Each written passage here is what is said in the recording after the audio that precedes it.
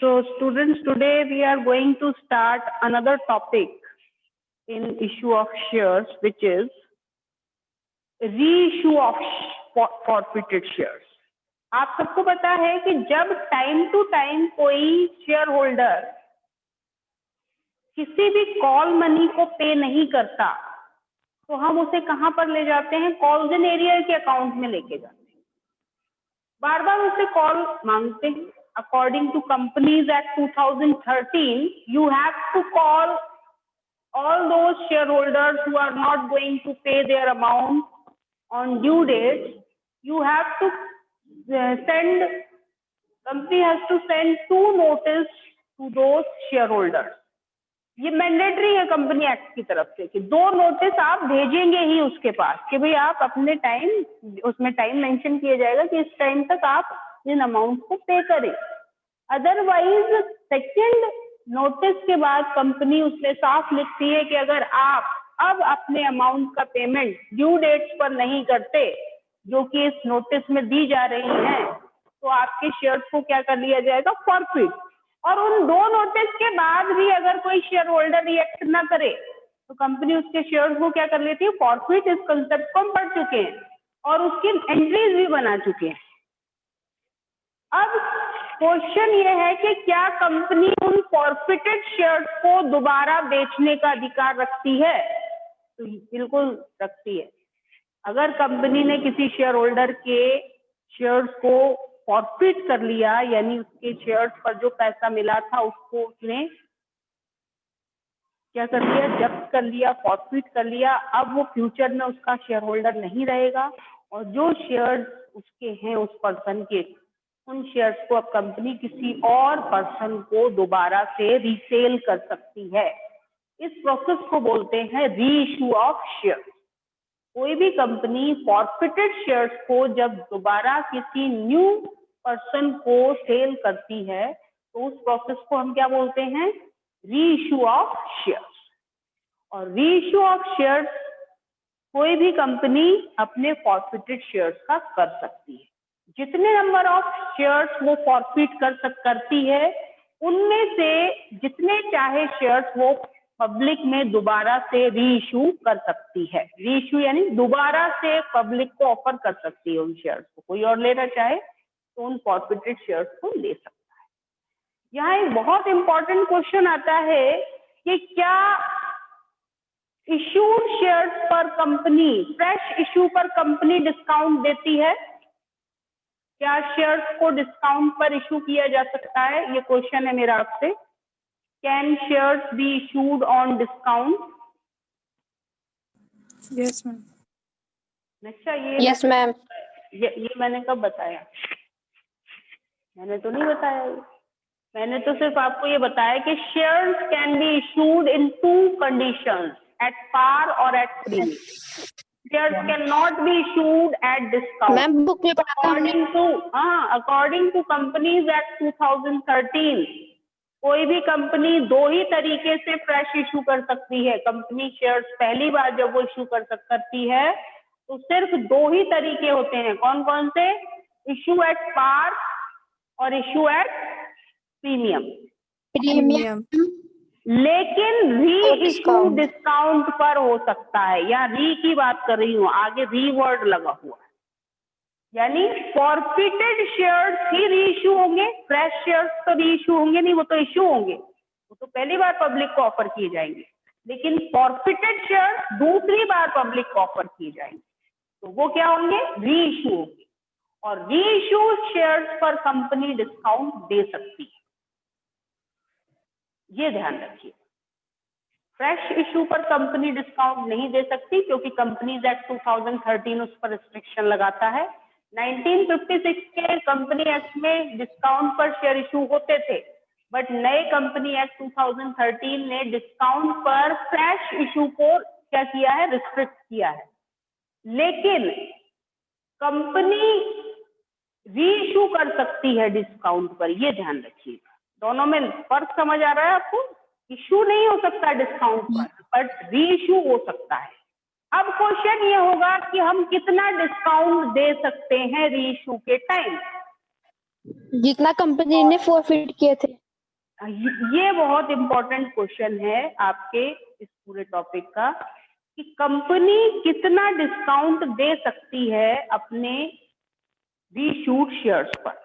तो यहाँ एक कोई भी कंपनी अपने रीशूट शेयर्स पर उतना डिस्काउंट दे सकती है जितना उसने फॉरफिट करते टाइम शेयर होल्डर्स, पुराने शेयर होल्डर से रिसीव कर लिया है।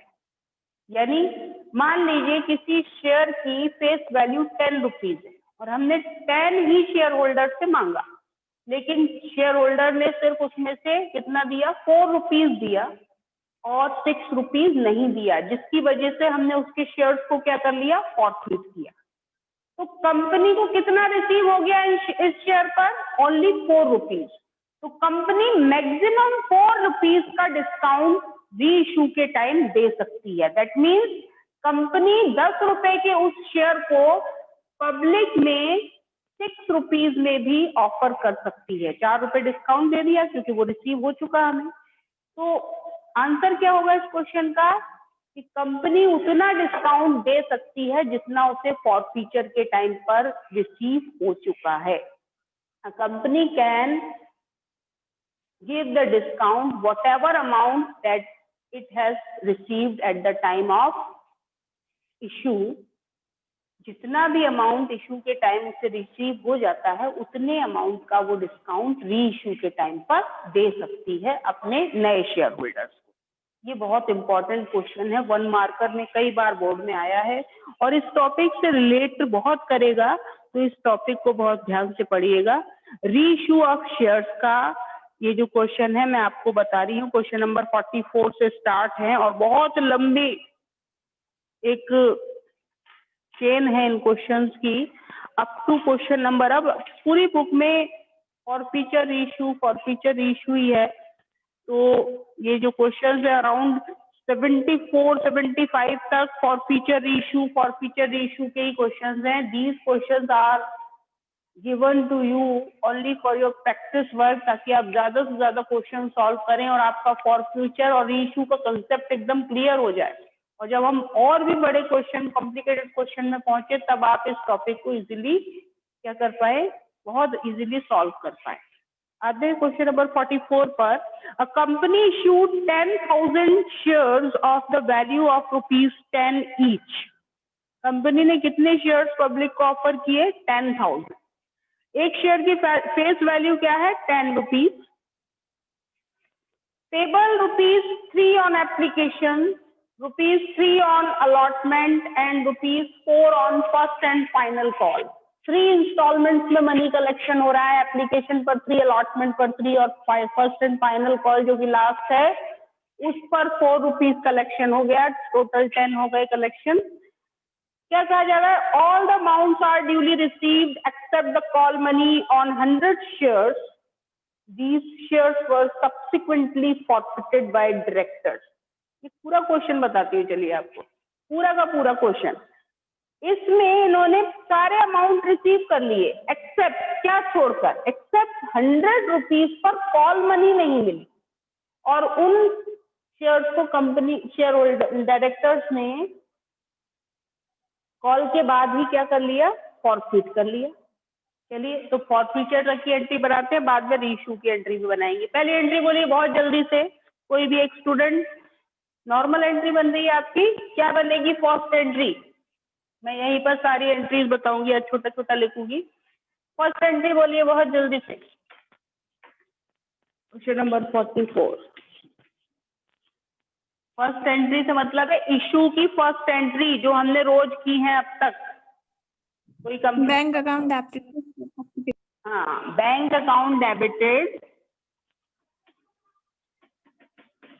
टू शेयर एप्लीकेशन अकाउंट, पहले तो यही होती है ना। मैं पूरा ही क्वेश्चन सॉल्व करके बता रही हूँ, सिर्फ फॉरफीचर रीइशू नहीं बता रही। अब तक मैंने सिर्फ फॉरफीचर रीइशू की कुछ एंट्रीज बताई थी कुछ क्वेश्चन के अकॉर्डिंग, लेकिन अब पूरी बता रही हूँ।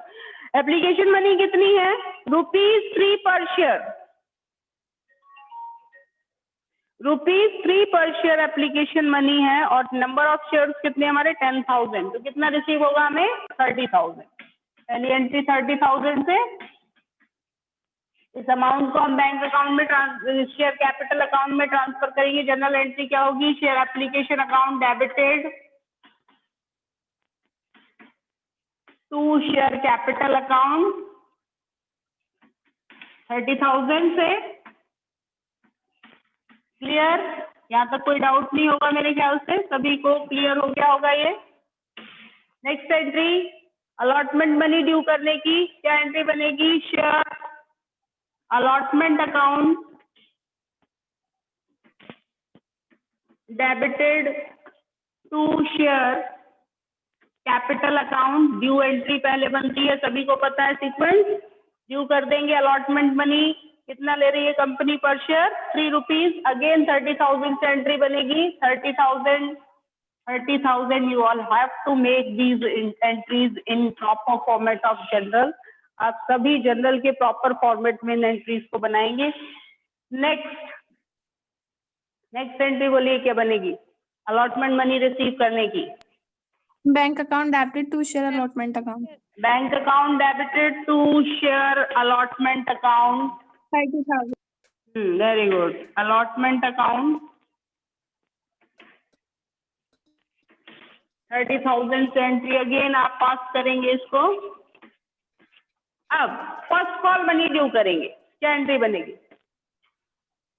ऊपर से रब करते शेयर जा फर्स्ट रही एंड है। Final call account debited to capital account. Share first and final call account debited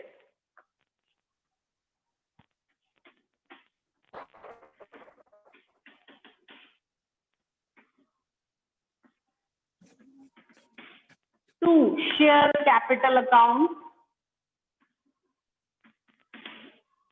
amount you are calling 4 40,000 rupees per share, that means 40,000 rupees we are calling on at the time of first call।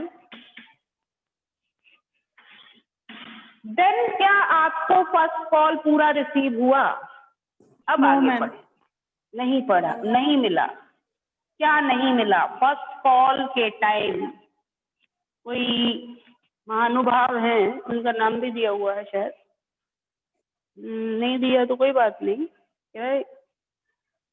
All amounts are duly received except the call money on 100 shares. चलो share holder का नाम तो नहीं दिया, कोई बात नहीं। हमें 100 शेयर्स पर फाइनल कॉल मनी छोड़कर बाकी सारी रिसीव हो गई, तो हम जो रिसीव नहीं हुई उससे कहाँ ट्रांसफर कर देंगे? कॉल्स इन एरियर के अकाउंट में क्या जनरल एंट्री बनेगी? Bank account debit calls in arrears account debited। Yes, ma'am. Two, share first and final call account। Due कितनी की थी आपने? 40,000। 40,000 में से आपको कितने शेयर्स पर 4 रुपीज नहीं मिले? 100 शेयर्स पर, यानी कितना नहीं मिला? 400 रुपीज नहीं मिला। तो कितना मिल गया होगा? 39,600 आपको बैंक से रिसीव हो गया हो। क्लियर? तो आपने नेक्स्ट स्टेप क्या लिया? हमने नेक्स्ट स्टेप ये लिया कि हमने इन 100 शेयर्स को फॉरफिट कर लिया। अब कोई एक स्टूडेंट बताए कि इन 100 शेयर्स पर क्या क्या मिल गया और क्या क्या नहीं मिला, जल्दी से बताओ। मैम अलॉटमेंट और एप्लीकेशन मनी मिल गई, फर्स्ट कॉल मनी नहीं मिली। Very good. ये कौन बता रहा है? ये स्टूडेंट तो बड़ा तेज है, शार्प माइंडेड स्टूडेंट है। नाम भी बता दो अपना। मैम दीपांशी। Very good. हमें इन शेयर्स पर एप्लीकेशन भी मिल गई, अलॉटमेंट भी मिल गई, मिला क्या नहीं? First and final call. तो जो मिल गया उसे हम कहाँ ट्रांसफर कर देंगे? कॉल्ड अप पूरा हो गया, 10 पर 10 कॉल कर लिए कंपनी ने। ये क्लियर हो गया सभी को? कंपनी ने पूरे 10 रुपए के शेयर पर 10 रुपए मांगे, हमने उससे एप्लीकेशन मांगी, दे दी उसने। अलॉटमेंट मांगा, उसने वो भी पे कर दिया। हमने फर्स्ट कॉल मांगा, उसने वो पे नहीं किया, इस वजह से ही तो हम उसके शेयर्स को क्या कर रहे हैं, फॉरफिट। यहाँ ध्यान रखिएगा कि मल्टीप्लिकेशन नंबर ऑफ शेयर्स वो Forfeit. लेंगे जिनको हम फॉरफिट कर रहे हैं, ना कि पूरे 10,000। वो हमारे इशूड शेयर्स है। इशूड शेयर्स अलग है और फॉरफिटेड नंबर ऑफ शेयर्स वो होते हैं जिन पर अमाउंट हमें टाइमली रिसीव नहीं होता। तो यहाँ भी बड़ा कंफ्यूजन होता है स्टूडेंट्स को, तो इस चीज को भी ध्यान रखिए। क्या एंट्री बनेगी, share capital account, Share capital account debit to share first and final account to share forfeit account. ये किसने बताया, to share forfeiture account, to calls in arrear भी लिख सकते हैं या नहीं बेटा, टू मैम कॉल्स कुछ भी इन, लिख दो, फर्स्ट कॉल भी लिख दो या calls in arrear. Very good, to first call लिख दीजिए या फिर कॉल्स इन एरियर, क्योंकि हमने वहां ओपन अकाउंट किया था तो यहाँ पर क्लोजर कर देते हैं उस अकाउंट को। कैसे बनेगी, कितने अमाउंट से बनेगा, 400 इंटू 10, पूरी कॉल्ड अप मनी 10 रुपीज है, 4000 रुपीज कहाँ आ जाएंगे, 400 नहीं 100 इंटू 10, 100. हाँ तो 1000 रुपीज आएंगे। मुझे 400 शेयर 1000 शेयर मिला क्या, 3 + 3, 3 एप्लीकेशन 600. 3 अलॉटमेंट, यानी 100 इंटू 6, 600 हमें रिसीव हो गए। क्या नहीं 400 100 इंटू 4 फाइनल कॉल का 400 रिसीव नहीं हुआ, तो उसे कॉल्स इन एरियर में शो कर दिया। यहाँ तक हमारा फॉरफीचर वाला पार्ट क्लियर हो गया जो हमने कल डिस्कस किया था, ये तो वही पार्ट चल रहा है। उसके बाद क्या हमने इन शेयर्स को रीइश्यू कर दिया, हाँ किया। क्या लिखा है, लिखा हुआ है these shares are subsequently forfeited, कर लिए फॉरफिट, फॉरफीचर की एंट्री बना ली तो फॉरफिट कर लिए, ठीक है, by directors and are resold as fully paid up for ₹500। इन सभी शेयर्स को कंपनी ने रीसोल्ड कर दिया, कितने में रीसेल कर दिया, 500 में। तो इस टाइम पर जैसे ही आप रीसेल करेंगे यानी रीइश्यू करेंगे इन शेयर्स को, तो जितना अमाउंट आपको रिसीव होगा अगेन बैंक अकाउंट क्या होगा,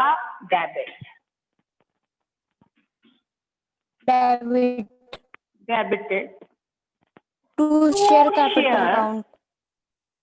कैपिटल अकाउंट।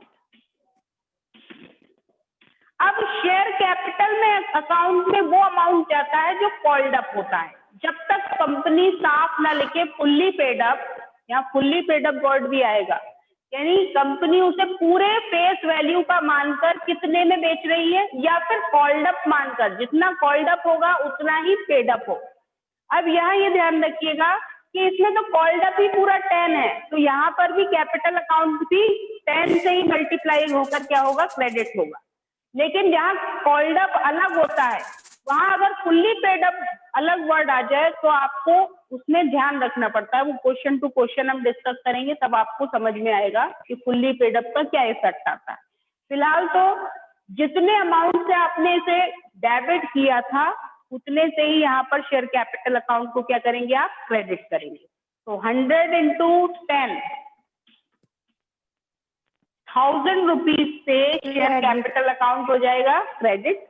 आपको मिला कितना बैंक से, 500। लॉस कितना हुआ, क्या इन्हें दोबारा बेचने पर आपको लॉस हुआ? 1000 के शेयर्स हमारे 500 में रीसेल हुए, तो इस लॉस को हम कहां से कवर अप करेंगे? इस लॉस को हम कवर अप करेंगे इस फॉरफीचर के प्रॉफिट से।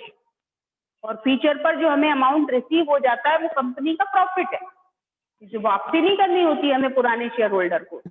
तो हम इस लॉस की भरपाई कौन से लॉस की को कवर अप करेंगे? जो रीइश्यू के टाइम हमें लॉस हो रहा है, हमारे 1000 के शेयर 500 में दोबारा में सेल हो रहे हैं, तो ये जो 500 का डिफरेंस है उस लॉस को हम कहां से कवर अप करते हैं? फॉरफीचर के प्रॉफिट से। यानी यहाँ हम शेयर्स पर 6 रुपए तक का मैक्सिमम डिस्काउंट दे सकते थे, जबकि हमने इस बार तो 5 रुपए ही पर शेयर अगर निकाले तो 5 रुपीज पर शेयर डिस्काउंट दिया है। तो ये जो लॉस है इसको हम रीइश्यू के लॉस को we are covering up from the amount of forfeiture. Forfeiture के अमाउंट से हम उस री इशू के लॉस को कवर करते हैं, तो शेयर फॉरफीचर अकाउंट डेबिट हो जाता है। यानी कंप्लीट एंट्री क्या बनेगी, अभी कंप्लीट एंट्री नहीं बनी, एंट्री बनी है bank account debited, share forfeiture account debit to share capital account. Debited to share capital account, और 500 रुपीज हम कहाँ ट्रांसफर कर देंगे, शेयर फॉरफीचर अकाउंट। क्लियर? इस तरीके से आप क्या करेंगे, इन एंट्रीज को बनाएंगे। अगर मान लो उल्टा हो जाए, आप 1000 का शेयर 1500 में रीसेल कर दें, तो हमें प्रॉफिट थोड़ी ना होगा, फिर तो वो तब हमें लॉस नहीं होगा, तब हमें क्या होगा, प्रॉफिट होगा। तो फिर आप ऐसा मत कर दीजिएगा कि शेयर फॉरफीचर अकाउंट को क्रेडिट कर दें। उस कंडीशन में आप सिक्योरिटी प्रीमियम रिजर्व अकाउंट को क्रेडिट करेंगे। वो भी एक क्वेश्चन हम आगे जाकर के डिस्कस करेंगे, तब आपको और क्लियर हो जाएगा। अब आपको नेक्स्ट एक और एंट्री इसमें एडिशनल ऐड करनी है, लास्ट एंट्री, जो हर क्वेश्चन में कहा जाए या न कहा जाए बनानी है। जितना लॉस कवर अप करने के बाद फॉरफीचर अमाउंट में बैलेंस रह जाएगा, उसे आप ट्रांसफर करते हैं कैपिटल रिजर्व अकाउंट में। यानी हमारे फॉरफीचर अकाउंट में कितना अमाउंट था, 600 में से 500 हमने रीइश्यू के टाइम लॉस को कवर अप करने में यूज कर लिए, तो 600 में से 500 लेस किए तो कितना amount remaining, 100 rupees. 100 rupees will be transfer to capital reserve account. ये एंट्री आपको बनानी है। एंट्री क्या बनेगी इस कंडीशन में, capital reserve account, share forfeiture account debit to capital reserve account, debited to capital reserve account.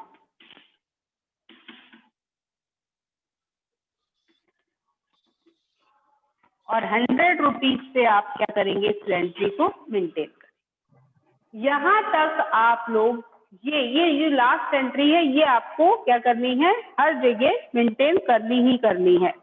इस तरीके से आपका ये जो अकाउंट है वो क्या हो जाएगा, मेंटेन हो जाएगा। ये लास्ट एंट्री आपको सभी को जरूर बनानी है। क्वेश्चन में बोला नहीं जाएगा कि आपको इसको मेंटेन करना है, लेकिन ये किस अमाउंट से बनेगी, क्या ध्यान रखना है कि जितना हमें फॉरफीचर पर रिसीव हो गया और रीइश्यू पर अगर कोई लॉस हुआ है, अगर हुआ है लॉस, तो उस लॉस को उसमें से माइनस कर देंगे, और जो रिमेनिंग अमाउंट होगा उसे हम कहाँ ट्रांसफर कर देंगे, शेयर कैपिटल रिजर्व अकाउंट। क्योंकि कैपिटल रिजर्व हमारा कैपिटल नेचर का प्रॉफिट हो गया। ये जो प्रॉफिट है किस नेचर का है, कैपिटल नेचर का। यानी शेयर्स को रीइश्यू करने के बाद हमें ये प्रॉफिट हुआ है, तो ये कैपिटल नेचर का आपका प्रॉफिट हो गया है, जिसको हम कैपिटल रिजर्व में क्या कर रहे हैं, ट्रांसफर कर रहे हैं। तो ये है रीइश्यू का पार्ट, जो आज आपको आगे के क्वेश्चंस में सभी में अब 74 तक, अप टू 74 क्वेश्चन तक जितने क्वेश्चन है वो फॉरफीचर रीइश्यू की डिफरेंट कंडीशन से रिलेटेड है।